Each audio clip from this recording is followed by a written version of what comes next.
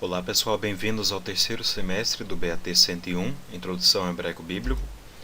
Nós vamos começar hoje na unidade 13, na qual nós vamos ver os volitivos do Kal, o imperativo, o cortativo e o jussivo. O imperativo é como o imperativo no português, é uma ordem à segunda pessoa. O cortativo é como se fosse uma ordem à primeira pessoa e o jussivo é como se fosse uma ordem à terceira pessoa. Você pode ler mais sobre imperativo, cortativo e jussivo na Gramática de Futato, capítulo 24, seções 1 a 3, seção 5 e seção 7, nas páginas aí. Vamos também ver uma introdução aos verbos fracos. Os verbos fracos, na verdade, são a maioria dos verbos em hebraico. Até agora nós estudamos os verbos fortes, que são paradigmáticos para todos os outros verbos. Mostram como os verbos deveriam ser, como eles deveriam agir. Porém, o hebraico tem mais verbos que são exceção do que verbos que são regra. Então, nós vamos ver uma introdução aos verbos fracos e vamos ver também um tipo de verbo fraco chamado o verbo 3-re ou lamed-re. Tá bom?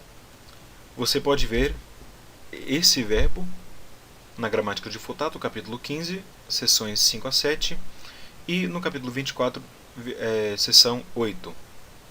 Antes de começar, como já faz bastante tempo que nós não revisamos os verbos, nós aprendemos o verbo kal perfeito e o kal imperfeito, eu quero só fazer uma pequena revisão dos verbos. Nós vimos que o verbo hebraico tem 7 elementos gramaticais: a pessoa, gênero, número, tempo, modo, voz e aspecto.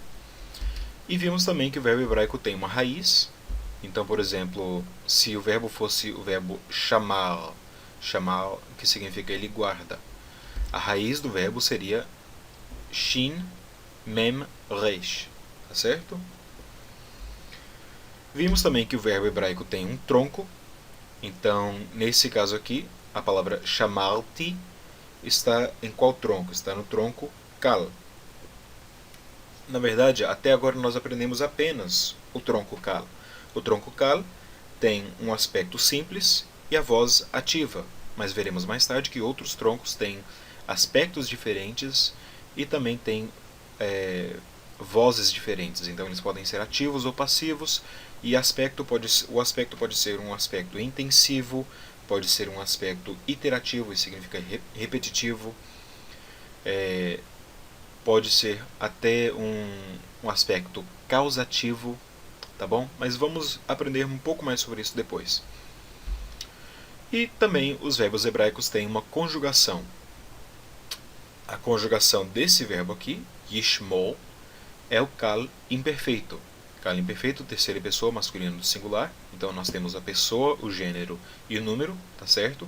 Qual que é o tempo do kal imperfeito? Bom, o imperfeito normalmente mostra um tempo futuro. Qual que é o modo? O modo é uma ação incompleta. A voz, como esse verbo está no tronco kal, é uma voz ativa, e o aspecto é o aspecto simples. Então, yishmol, ele guardará. Bom, é só isso. Eu queria fazer uma pequena revisão com vocês, mas vamos começar então com as aulas da unidade 13. Até a próxima. Shalom.